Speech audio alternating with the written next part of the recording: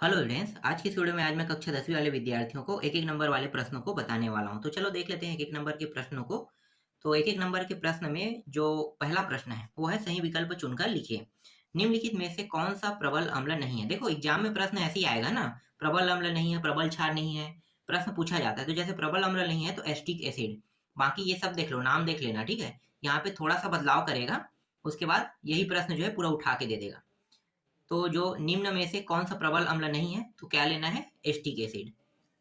इसके बाद है मेंडलीव की आवर्त सारणी में तत्वों को निम्नानुसार व्यवस्थित किया जाता है। तत्वों को निम्नानुसार व्यवस्थित किया जाता है तो परमाणु भार वृद्धि के क्रम पर किया जाता है ना, परमाणु भार के हिसाब से किया जाता है। धातु में कौन सी सबसे सक्रिय धातु, देखो ये सब आने वाला प्रश्न है। तो धातु में सबसे सक्रिय धातु बताना है। सबसे सक्रिय धातु कौन सा होता है भाई, सोडियम। ठीक है, सोडियम सबसे सक्रिय धातु होता है, जिसे इसमें रखा जाता है, मिट्टी तेल में डुबो के रखा जाता है। निम्न में से कौन सा मादा जनन तंत्र का भाग नहीं है। उत्तर क्या लेना है, शुक्रवाहिका। पांचवा देखो, एक गाय एक गाय घास खाती है, उसका गोबर और उसके बने कंडे ईंधन के रूप में काम आते हैं। इस प्रक्रिया में बना धातु वायुमंडल में और अवशिष्ट राख आदि मिट्टी में मिला दिए जाते हैं। यह संपूर्ण प्रक्रिया है। क्या है संपूर्ण प्रक्रिया, पदार्थों का चक्रण।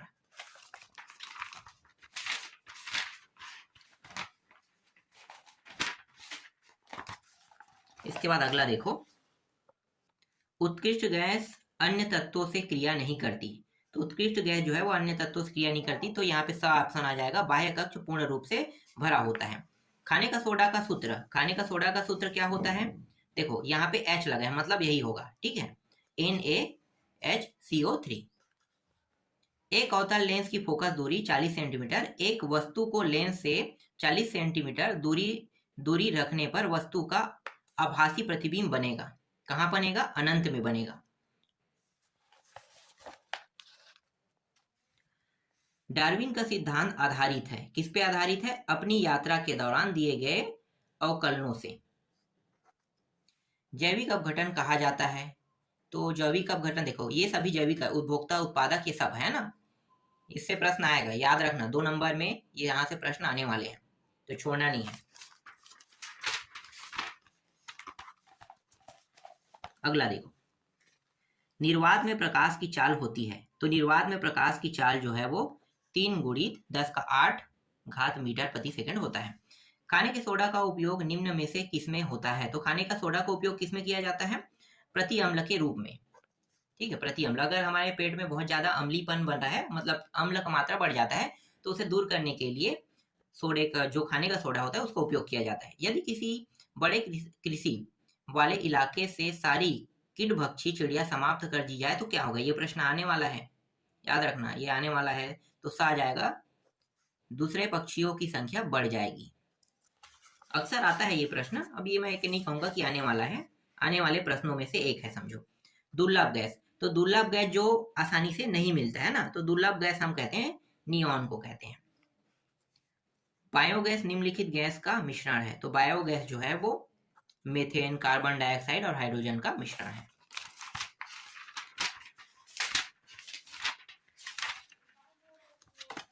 इसके बाद अगला देखो, अजैव घटक। अजैविक घटक, ये जल, ये सभी अजैविक घटक है, ठीक है।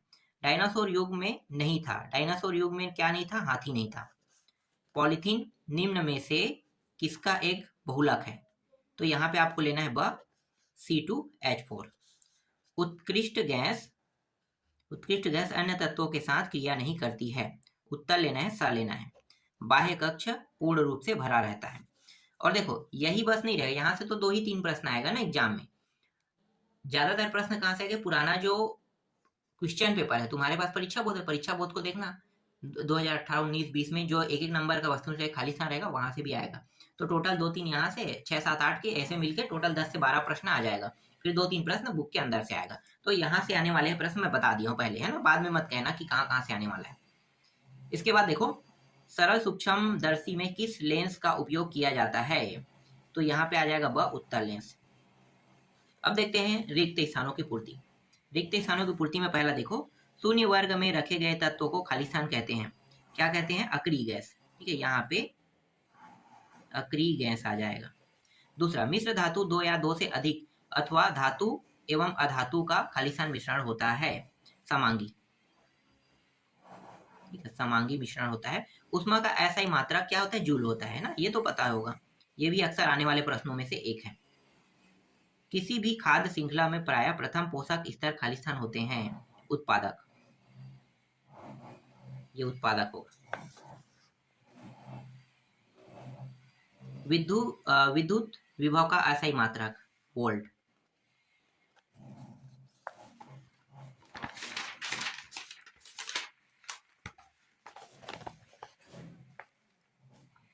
शून्य वर्ग में रखे तत्वों को खालिस्तान कहते हैं, अक्रिय गैस।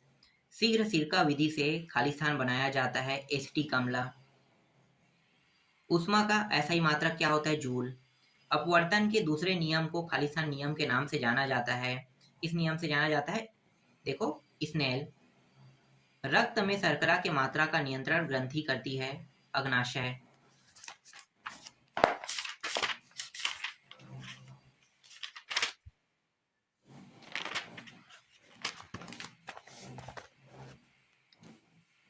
खालिस्तान की प्रकृति अम्लीय, क्षारीय या उदासीन होता है, ये लवण बताता है ना।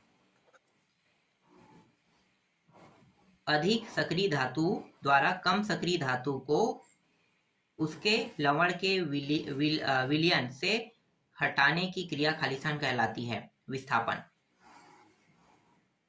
विस्थापन। खालिस्तान के कारण ऊष्मा का स्थानांतरण होता है, चालन। चालन के कारण होता है।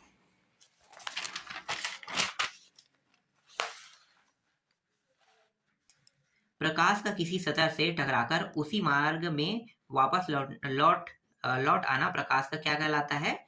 परावर्तन कहलाता है। ठीक है, टकरा के वापस आना परावर्तन।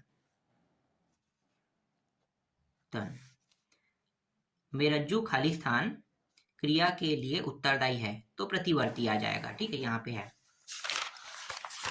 चलो अगला देखो।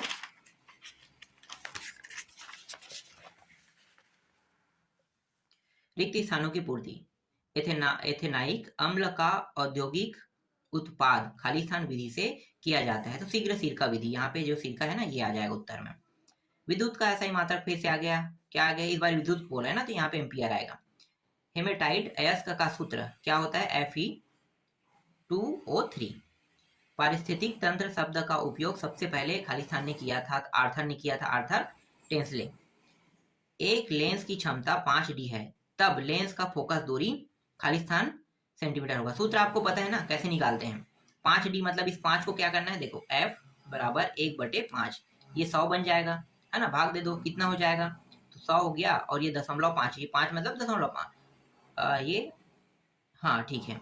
तो 5 दूनी 10, 2 शून्यम, तो ये हो जाएगा, ये 10 समझो, है ना। तो ये हो जाएगा 2.0। ठीक है, यही आएगा 2.0 सेंटीमीटर।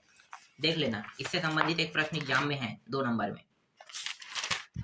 आगे देखो, सही जोड़ी मिला देते हैं। प्रबल अम्ल, तो प्रबल अम्ल को आपको लेना है, एसिटिक एसिड नहीं है ना, हाँ, तो HCl दिया हुआ है। ठीक है, यहाँ पे संश्लेषित बहुलक। संश्लेषित बहुलक को आपको लेना है यहाँ पे टेफ्लॉन में, ये इसके साथ आ जाएगा। धावन सोडा, धावन सोडा ये रहा। ठीक है, धोने के सोडा को हम लोग Na2CO3 10H2O कहते हैं। विद्युत चुंबकीय प्रेरण, तो नाइट्रोजन या फिर मैकले, तो किसने दिया है भाई? मैकले ने दिया होगा ना, नाम से स्पष्ट पता चला है। अकार्बनिक पदार्थ है नाइट्रोजन। ये हो गया। इसके बाद अगला देखो,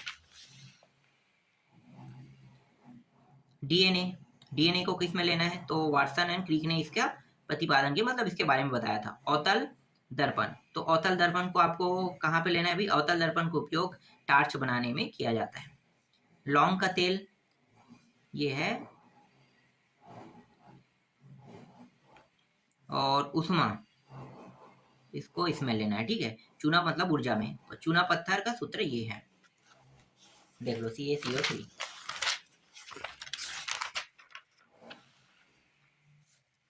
सभी पौधे, इसको लेना है, उत्पादक होते हैं ना पौधे।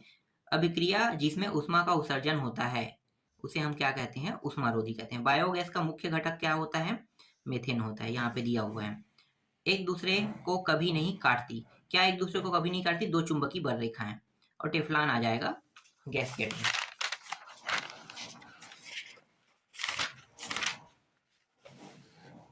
इसके बाद अंतिम देखो, खाद्य श्रृंखला मिलाकर, यहाँ पे सी में आ जाएगा। कैल्शियम हाइड्रोक्साइड ए में चला जाएगा। ऊष्मा का ऊर्जा का ऐसा ही मात्रक जूल होता है, ये तो पता है। विद्युत चुंबकीय प्रेरण की घटना का प्रतिपादन किसने किया था, किसने दिया था, माइकल फैराडे ने, ये हो गया। और परिशोधित स्प्रिट, ये आ जाएगा इसमें। तो आपके एग्जाम में जो प्रश्न आएगा ना, इसी तरीके के सरल सरल आएंगे, इसमें से बहुत सारा उठाया जाएगा।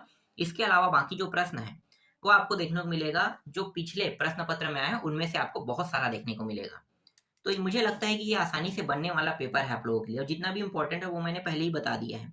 तो इंपॉर्टेंट जो बता दिया हूँ उनको अच्छे से पढ़ लेना। 2 नंबर, 3 नंबर, 4, 5, 6 सभी नंबर के प्रश्न बता दिए गए हैं। उनमें से ही प्रश्न को पूछा जाएगा, 1-2 प्रश्न बस स्किप होगा, बाकी पूरा का पूरा वहीं से उठाया जाएगा। तो अच्छे से तैयारी करना। अब जब आपका 10 तारीख को पेपर होगा तो आपको बहुत सारे प्रश्न जो मैं बता रहा हूँ, अभी तक तो बताया वो सब आया है, तो यहाँ भी वैसे ही होगा।